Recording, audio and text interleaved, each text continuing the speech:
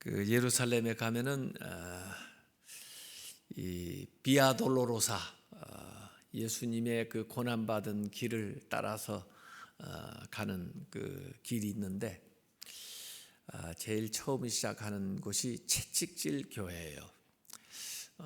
물론 그 빌라도 법정에서 이제 재판을 받은 게 제 1초소인데 거기는 그 학교가 있어가지고 수업 시간이고 뭐 지장 받는다고 들어가지 못하게 해요.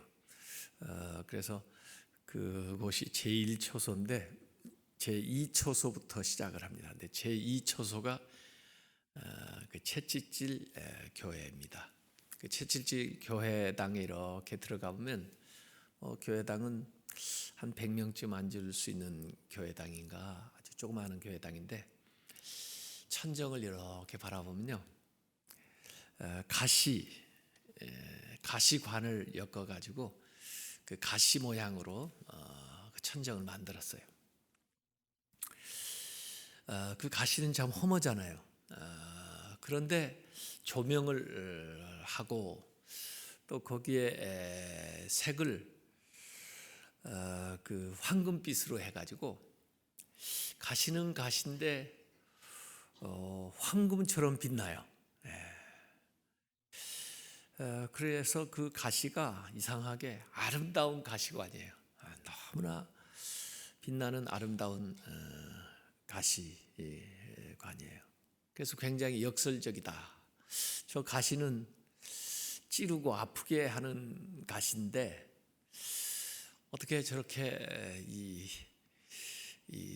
건축을 한 사람은 아마 틀림없이 어떤 작가일 것 같은데, 저렇게 아름다운 황금빛의 가시관을 만들어 놨을까. 그래서 거기 가면 이렇게 고개를 제끼고 그걸 바라보면서 이렇게 기도를 하고 또 한참 앉았다가 그렇게 나오고 하는 기억이 있습니다. 어쨌든 예수님께서 이제 채찍질을 당합니다. 여기 채찍을 하나 만들어라 그랬더니 이렇게 해놨는데, 이런 채찍은 맞아도 안 아플 거야 아마. 이 채찍을 맞으면서 이제 육신의 고통을 이제 느끼는데, 원래 그 십자가에 못 박혀 죽일 사람은 채찍질 안 합니다. 그건 이제 사형이니까 죽는 것으로 끝나고, 그러나 죽이지 않을 사람은 이제 채찍질을 해서 놓아주죠. 그래서 때려가지고 죽지 않을 만큼 그렇게 때려서 그다음에 놓아주는. 그래서 사람들에게 그걸 이제 보여주는 거죠. 이만큼 때렸으니까, 이만큼 맞았으니까 그것으로 끝내자. 이런 식이죠. 근데 예수님은 채찍질도 받고 또 십자가에 못 박혀 죽기도 하셨어요. 원래 빌라도 계획은 채찍질해서 놔주려고 했던 건데, 사람들이 십자가에 못 박으라 보니까 채찍질하고 또 십자가에 못 박았어요. 참 십자가에 못 박을 거면 채찍질을 안 하는 건데 이렇게 됐습니다. 그래서 십자가에 못 박혀 돌아가실 때도 다른 양쪽의 강도들은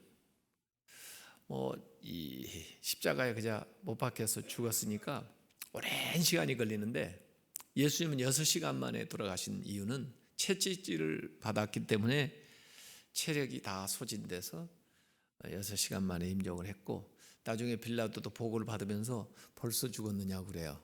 원래 십자가형은 금방 죽이는 게 아니고 서서히 오랫동안 매달려 가지고 죽이는 거거든요. 그래서 어떤 때는 몇 날 며칠도 걸리기도 하는데, 채찍질을 받았기 때문에 그렇게 됐다. 기왕에 죽을 거면 어떻게 쉽게 가능하면 그 과정이 좀 간단하게 진행되면 좋은데 그러질 않아요. 우리가 병원에 연로하신 부모님 이렇게 모시고 갔을 때 어느 때 고민이 생긴다고요. 왜냐하면 병원에서 그 연로하신 분 두고 수술할 거냐 말 거냐 뭐 이러거든요. 그러면 이제 자녀들 입장에서는 꼭 사실 것 같으면 수술을 하고 싶지만 의사도 그렇게 확신이 없는데 과연 내가 이걸 어떻게 결정해야 되나, 이게 이제 고민이거든요. 왜냐하면 고생은 고생대로 다 하시고 그 다음에 또 돌아가시면은 그러면 더 안타깝거든요. 기왕에 돌아가실 거라면 그저 덜 아프게 또 조금이라도 시간을 가족들하고 같이 지내다가 편안하게 가셨으면 하는 게 이제 자녀들 생각이기 때문에 실제 막닥뜨려 보면 이제 고민이 되는 겁니다. 이거 어떻게 해야 되나, 어떻게 해야 진짜 우리 부모님을 위하는 길이냐, 이 자녀들이 이제 고민이 되는 거죠. 어쨌든 예수님을 데려다가 채찍질을 합니다. 근데 이 채찍질 당하는 것을 아주 리얼하게 잘 그려놓은 영화가 패션 오브 크라이스트예요. 거기에 멜 깁슨 이제 그 주연한 그 영화 보면은 그 채찍의 그 양의 가죽에다가 그 다음에 그 양의 뼈 조각들을 그 가죽에다가 다닥다닥 붙이고 그 다음에 그게 좀 무게를 받기 위해서 제일 아래쪽에다가 납 덩어리를 딱 달아가지고 채찍을 이제 만드는 거예요. 그래가지고 그 채찍질을 쫙 하면은 이 채찍이 양 가죽 이게 그 뼈 조각들을 붙여놓았기 때문에 그 뼈가 몸에 가서 착 달라붙죠. 그러면 그걸 땡기는 겁니다. 그러면 상처가 나는 거예요. 피부에 몸을 찢으면서 그 다음에 이제 피가 흐르는 겁니다. 그런 식으로 한 40대를 때리면 죽는다 그래요. 그래서 40에 하나 감한 매를 맞는다 뭐 그런데 죽지 않을 만큼 맞는다는 얘기인데, 어쨌든 그렇게 해가지고 뭐 이 로마 병정들이 채찍질을 계속 해야 되는 겁니다. 그래서 채찍을 맞으니까 몸도 부을 뿐만 아니라 몸이 막 다 찢어지니까 완전히 피투성이가 돼서 전혀 아마 몰라볼 그런 사람이 됐을 겁니다. 그래서 빌라도가 다시 그 예수님을 데리고 나와서 사람들에게 보여주면서 하는 말이 보라 이 사람이로다. 에게 호모 그랬습니다. 보라 이 사람이로다. 그 말을 빌라도가 했는데 그 말의 실제적인 의미는 사람들이 이제 몰라 보니까 그가 정말 아까 그 예수야? 왜 이렇게 달라졌어? 다른 사람이야? 이제 그럴까봐 빌라도가 얘기해. 그 사람이다. 아까 그 사람이다. 그 예수다 얘기해요. 그만큼 이 채찍질이 몰라볼 만큼 예수님의 그 모습을 바꿔놨다 하는 것을 우리가 여기서 생각을 해볼 수가 있어요. 아까 얘기했던 패션 오브 크라이스트에서 그 멜 깁슨이 그 감독도 했는데 그 사람이 이 영화에서 뭘 보여주려고 했나? 그 성경 구절 이사야서 53장 5절 그 말씀을 자기는 묵상하면서 이 말씀을 좀 더 리얼하게 표현하려고 그 영화에서 노력을 했다, 그렇게 얘기한 적이 있거든요. 그 말씀이 이거예요. 그가 찔림은 우리의 허물 때문이요 그가 상함은 우리의 죄악 때문이라. 그가 징계를 받음으로 우리는 평안을 누리고 그가 채찍에 맞음으로 우리는 나음을 입었도다. 그래서 그가 채찍을 그렇게 많이 맞은 이유는 바로 우리가 육신에서 건강해지고 그리고 우리의 영혼이 죄에서 자유롭게 되는, 그걸 위해서 예수님이 내 대신 내가 받아야 될 채찍을 받았다는 거예요. 그래서 그분의 그 고통을 통해서 우리가 나음을 얻었다. 요걸 이제 더 실감 있게 표현하려고 했다는 겁니다. 이제부터는 이제 피가 흘러내리는 거예요. 이 채찍질 할 뿐만 아니라 그 다음에 가시로 갖다가 관을 만들었습니다. 그래서 여기는 진짜 한국에 있는 가시들인데 이게 가시로 해가지고 관을 만들어 가지고 씌우죠. 근데 원래 그 유대에는요 광야가 많기 때문에 각종 가시나무가 너무너무 많습니다. 근데 그 가시가 뭐 사실은 자기도 뭐 가시가 되고 싶어서 가시가 된 건 아니겠죠. 그 광야에서 모진 바람에 그 다음에 비도 오지 않는데 살아남아야 되니까 악착같이 붙어 있어야 되니까 그러다 보니까 완전히 가시만 남아 있어요. 그래서 그 잘못 만졌다가는 상처를 입게 돼 있는데 그 가시를 잘라와 가지고 그 다음에 관을 만들어서 머리에다가 탁 씌우고 그 다음에 갈대로 막 내리치는 겁니다. 또 다른 데 보면 주먹으로 그 폭행을 가하고 이런 구절이 거기 나와요. 그래서 예수님을 조롱을 하려고 하는 거죠. 아주 우스꽝스럽게 만드는 거예요.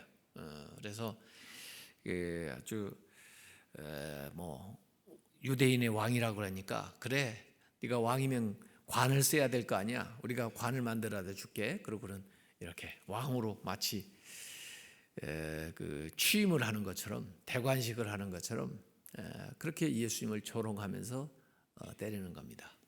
그래서 채찍질은 몸에 상처를 우선 만들었다면 이 가시관은요 마음에 고통을 주는 거죠. 그러면서 그 머리를 훅 찌르는 거예요. 이제 몸 안으로 찌르고 들어오는 거예요. 몸 안으로 찌르고 들어오는 것들이 이 가시, 물론 뭐 채찍질도 살점을 떼어내는 거지만은 그 다음에 못을 받았잖아요. 몸을 관통을 했죠.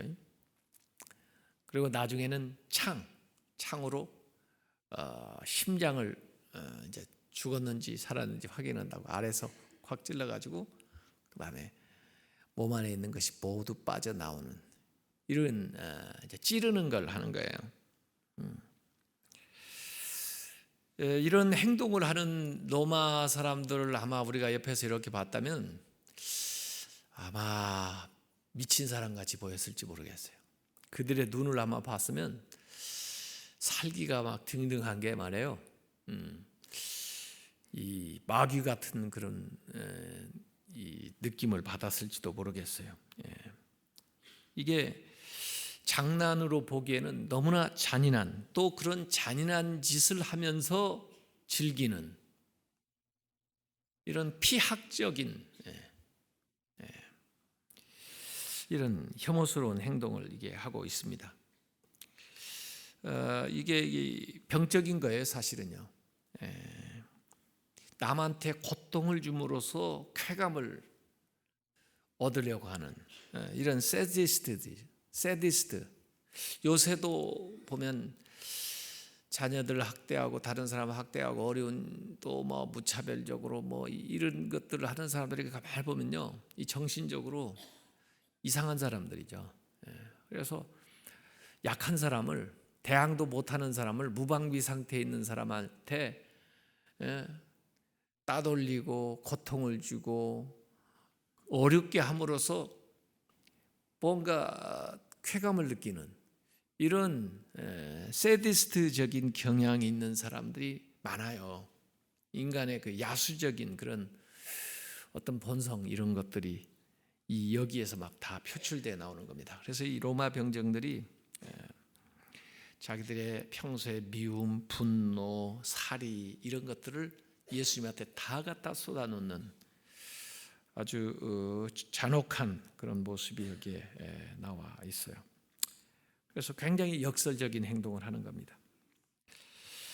자색 옷을 입히고 가시로 관을 씌워서 그 유대인의 왕이여 평안할지어다. 무슨 평안이에요?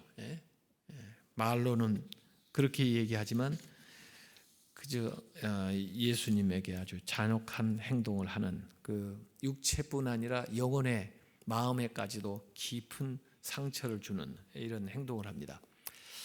이들이 침을 뱉고 또 야유하고 또 무릎 꿇고 경배하는 그런 모습, 이런 연극을 하면서 예수님을 멸시하는, 그래서 아주 사람을 정말 보잘것없게 만드는 그런 치욕을 겪게 하죠.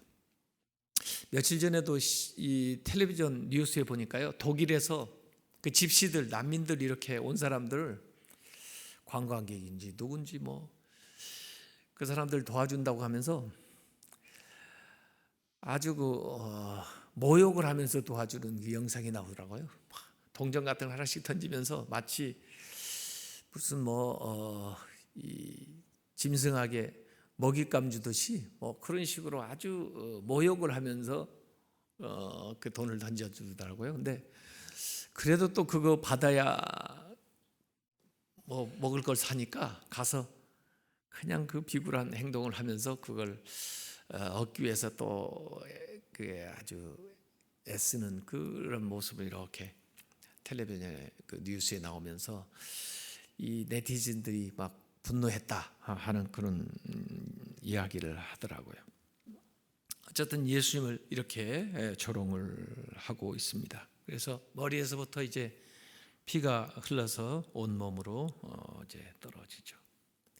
이 가시나무, 이 가시가 언제 나오나 봤더니 창세기 3장에 이미 나와요. 창세기 3장 18절에 아담 이브가 범죄했기 때문에 땅이 너에게 가시덤불과 엉겅퀴를 낼 것이라. 원래 하나님이 창조한 목록에는 없었는데 갑자기 이게 가시와 엉겅퀴가 나오는데 죄의 결과예요. 그 죄의 결과물이 결국 예수님을 찌르는 거예요. 예수님을 고통스럽게 하는 거예요. 우리의 죄의 결과물들이 바로 가시가 되어서 예수님을 찌르는 거예요. 예수님의 머리에서부터 피가 나오게 만들고 있는 거예요. 이게요. 153장 찬송가를 보면요, 이 찬송가는 생소해서 잘 모르실 거예요. 근데 가사가 가시면류관 가시면류관 저 가시면류관 아직도 쓰셨나, 여위신 그 얼굴 숭고한 그 기품 떨리는 가슴에 아픔이 쌓이네. 흘러내리는 그 피의 자국이 아직도 뚜렷해. 상하신 그 모습 거룩한 그 얼굴 오늘도 빛나는 거룩한 그 얼굴. 모든 왕의 왕 모든 왕의 왕 저 가시 면류관 영광의 면류관 그 영광 광채는 하나님의 영광 장엄한 그 사랑 내 가슴 울리네. 주님 따르리 저 가시 면류관 나 위에 쓰신 주 존귀한 나의 주 흘리신 핏자국 오늘도 밟으며 주님만 따르리. 이 가사가 아주 잘 쓰여진 것 같아요. 이 가시 면류관 이야기를 하면서 가시 얘기를 하니까 우선 바울이 얘기했던 가시에 대한 것도 생각이 나더라고요. 바울에게 그게 안질인지 또 어떤 사람은 간질이라고 얘기하는 사람도 있는데, 가시가 육체의 가시가 있다. 육체에 아마 질병 또 약한 것인 것 같아요. 그래서 그걸 위해서 3번 동안 기도했다고 그랬어요. 이걸 빼달라고. 마치 예수님이 겟세마네에서 3번 기도한 것처럼 바울이 그렇게 기도했나 봐요. 근데 하나님의 응답은 내 은혜가 너에게 족하도다. 네가 약한 데에서 오히려 온전해진다. 그래서 오히려 그때부터는 자기에게 주신 그 가시를 오히려 감사하게 여기고 또 그것을 통해서 자기의 연약함을 통해서 하나님이 일하시도록 또 하나님의 영광을 드러내는 삶을 살도록 그렇게 이제 결단하고 나아간다 하는 바울의 얘기가 있어요. 그래서 가만히 그거하고 연관시켜 보니까 바울은 한 개의 가시 때문에 고통스러워했는데 예수님은 수없이 많은 가시가 예수님을 짓누르죠. 아마 바울은 자기의 그 육체의 가시를 통해서 그 예수님의 가시관을 생각을 했었을 거예요. 틀림없이. 그래서 예수님이 우리의 모든 허물과 연약함을 감당하기 위해서 그 많은 가시가 있는 것처럼 나도 이 복음을 위해서 또 다른 사람을 위해서 하나님께서 주신 이 가시를 잘 감당해서 오히려 하나님의 영광을 드러내고 하나님이 하시는 일들을 나타내야 되겠다, 이런 결단을 하고 나아갔을 거다 하는 그런 이 생각이 들더라고요. 그러면 나에게 있는 가시는 뭐냐, 우리에게 있는 가시는 뭐냐, 이런 생각도 하게 돼요. 사실 우리가 손에 이렇게 가시 하나만 찔려봐도 얼마나 아파요. 근데 사실 우리 삶에 두고 보면 연약한 거, 또 가정에서, 사업에서, 또 이 가족들이나 사람들에게 이 받는 또 있는 이 연약함이 있거든요. 이걸 우리가 오늘 아침에 한번 생각을 해볼 필요가 있어요. 나에게 있는 가시는 뭐냐, 이걸 통해서 어떻게 예수님이 그 가시관을 결국 영광의 면류관으로 바꿔낸 것처럼 우리의 삶을 변화시킬 수 있겠나, 하나님이 하시는 일을 드러낼 수 있겠나, 이 연약함에도 불구하고 하나님의 강함을 경험할 수는 없겠나, 이걸 우리가 한번 생각을 해봐야 됩니다. 히브리서 2장 9절에 죽음의 고난을 받으심으로 말미암아, 예수님께서 죽음의 고난을 받으심으로 말미암아 영광과 존귀로 관을 쓰신 예수님을 보라 그랬어요. 이 영광, 존귀로 그걸 바꾸셨어요.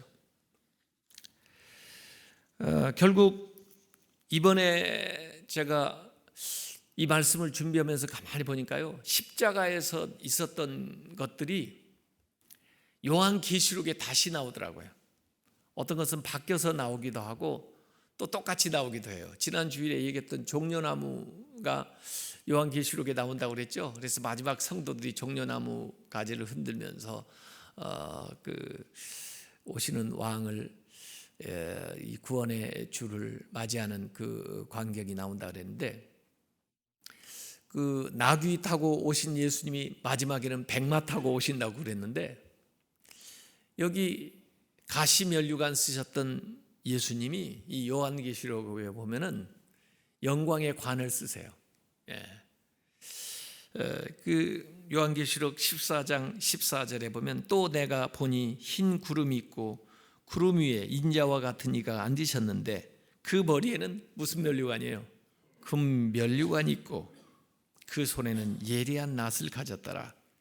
이 승리의 이 주님, 심판의 주님으로 오시는 모습인데 머리에는 금 면류관을 쓰셨고 예리한 낫을 가졌는데 낫으로 이제 추수를 하는 거죠. 추수를 하는 거예요. 그래서 알곡은 곳간에 창고에, 그 다음에 쭉정이는 저기 아궁이에 이제 던지는 거죠. 심판의 주로 오시는 거예요. 지금 예수님이 가시면류관을 쓰셨을 때는 구원의 주로 오시기 때문에 우리의 죄를 지고 가시면류관을 썼지만은 우리의 죄를 예수님이 쓰셨기 때문에 그게 가시지만은 우리의 연약함을, 그러나 다시 오시는 주님은 그 가시관이 바뀌어서 금면류관이 왕으로 오시는데 심판의 주로 오시는, 이렇게 해서 이 십자가 사건에 있었던 것들이요, 요한계시록에 가면 이렇게 바뀌기도 하고 그게 다시 나오기도 해요. 이사야서 61장 3절에 보면 무릇 시온에서 슬퍼하는 자에게 화관을 주어, 화관, 꽃으로 만든 관을 주어 그 죄를 대신하며 기쁨의 기름으로 그 슬픔을 대신하며 찬송의 옷으로 그 근심을 대신하시고 그들이 의의 나무 곧 여호와께서 심으신 그 영광을 나타낼 자라 일컬음을 받게 하려 하심이라. 그래서 우리의 가지고 있는 이런 가시들도 화해서 이 화관으로 또 기쁨의 찬송의 옷으로 이런 슬픔이 근심이 바뀌게 된다 하는 말씀들을 여기 하고 있어요. 그래서 예수님 당시에 운동 경기에서 승리한 사람은 월계관 쓰고 있고 로마 황제나 이런 사람들은 금으로 만든 면류관을 아마 이 금관을 쓰고 있었을 텐데 이 세상에서 그렇게 살았던 자들 그런 것들이 그 나라에서 다르게 바뀔 수도 있고 예수님처럼 가시면류관을 쓰셨다 할지라도 그때는 면류관으로 금면류관으로 이렇게 바뀌는 거예요.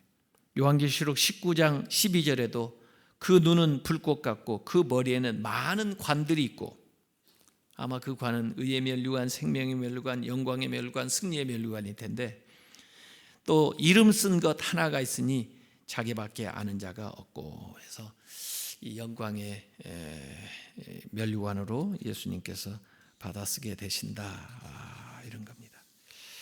오늘 이 가시나무에 대한 얘기하니까 어떤 분들은 금방 노래 좋아하는 사람은 그 하덕규 씨가 쓴 이 가시나무 노래가 생각날 거예요. 실제로 그 하덕규 씨가 신실한 신자예요. 그리고 CCM도 하던 분인데 시인과 총장 그분이 그거 만들었을 때는 사람들이 잘 많이 안 부르다가 조성모 씨가 그걸 부르니까 굉장히 히트가 된 건데 그 노래 원래 이 내용은 신앙생활을 담고 있는 거예요. 주님 앞에 자기를 이렇게 세워보니까 자기가 가시나무예요. 그래서 주님을 모셔보려고 그러는데 모실 수가 없어요. 마치 가시가 많이 나가지고 주님을 찌르는 거예요. 그래서 자기 안에 있는 욕심, 교만, 불순종, 게으름 이런 죄악의 가시들 때문에 내 안에 주님이 쉴 수가 없다. 이런 내용이에요. 제가 한번 그 노래 이 가사를 한번 읽어드릴게요. 가시나무. 내 속엔 내가 너무도 많아. 당신의 쉴 곳 없네. 내 속엔 헛된 바램들로 당신의 편할 곳 없네. 내 속엔 내가 어쩔 수 없는 어둠, 당신의 쉴 자리를 뺏고 내 속엔 내가 이길 수 없는 슬픔, 무성한 가시나무 숲 같네. 바람만 불면 그 메마른 가지 서로 부대끼며 울어대고 쉴 곳을 찾아 지쳐 날아온 어린 새들도 가시에 찔려 날아가고 바람만 불면 외롭고 또 괴로워 슬픈 노래를 부르던 날이 많았는데 내 속엔 내가 너무도 많아 당신의 쉴 곳 없네. 이게 사실 주님을 생각하면서 쓴 곡이에요. 근데 가시나무, 내가 가시나무 같다 이런 이야기를 하죠. 이 가시나무는요 요담의 우화에도 보면 좋은 나무, 종려나무, 포도나무, 무화과나무가 있는데 다 자기 역할과 이런 것들을 잘 감당해요. 근데 이 가시나무는 아무짝에 쓸 데가 없어요. 그래가지고 주제 넘은 짓을 자꾸 해요. 그래서 사람들에게 고통을 줘요. 우리가 가시나무 같다 그런 생각을 하기도 하고 그 옛날에 오래전에 봤던 그 드라마인데 가시나무 새라는 드라마가 있었어요. 이게 외국 드라마인데 한 20부작쯤 했나요? 그래서 쫙 하는데 굉장히 그 내용이 재밌고 또 여러 가지 시사하는 바가 많아서 그걸 꼭 찾아가지고 봤던 그 기억이 있는데 그 가시나무 새가 원래 그 호주의 그 작가 콜린 맥컬로라고는 사람이 쓴 소설을 가지고 만든 그 극이었는데 원래 그 아일랜드 컬트족 전설에 이런 전설이 있대요. 이 가시나무 새라고 하는 그 새는 평생 가장 아름답고 가장 길고 뾰족한 가시를 가지고 있는 나무를 찾아다닌답니다. 그러다가 결국 그렇게 아름답고 뾰족한 긴 가시를 가지고 있는 나무를 발견하면 그 나무에 날아 들어가지고 자기의 가슴을 이 가시에 박는 거예요. 그 가시에 가슴팍을 묻는 거예요. 그러니까 가시가 자기 가슴을 콱 찌르겠죠. 그래서 피가 나겠죠. 그 붉은 피를 흘리면서 노래를 부른다는 겁니다. 세상에서 가장 아름다운 노래를 한번 부르고 죽는데요. 그게 가시나무새래요. 그래서 아마 그 드라마에는 아마 신부하고 또 신부가 사랑하는 사람, 어떤 이루어질 수 없는 사랑에 대한 뭐 그런 내용이었던 것 같은데, 그걸 이 작가가 가시나무새 해가지고 그 소설로 만든 거죠. 근데 저는 그걸 가만히 생각해 보면 예수님 같아요. 예수님. 우리에게 날아오는 거예요. 우리에게 나 있는 그 가시, 그거 아랑곳도 하지 않고 우리의 삶에 들어오시는 거예요. 당신을 주심으로써, 피를 흘림으로써 우리를 구원하는 거죠. 또 우리의 가시를 없애주는 거죠. 그래서 우리가 하나님의 자녀가 되고 또 하나님의 자녀다운 삶을 살아갈 수 있도록 인도해 주는 겁니다. 그래서 오늘 이 가시나무가 우리에게 시사하는 것들을 한번 생각하면서 주님께 감사하고, 또 바울처럼 나에게 하나의 가시가 있다면은 그걸 또 잘 감당해서 또 그것이 변해서 영광스럽게 되게 해달라고 하나님께 오늘 기도하면서 나아가시기를 주님의 이름으로 축원합니다. 이 시간 우리 주여 3번 부르고 이렇게 기도하다가 자유롭게 가시기 바랍니다. 주여, 주여,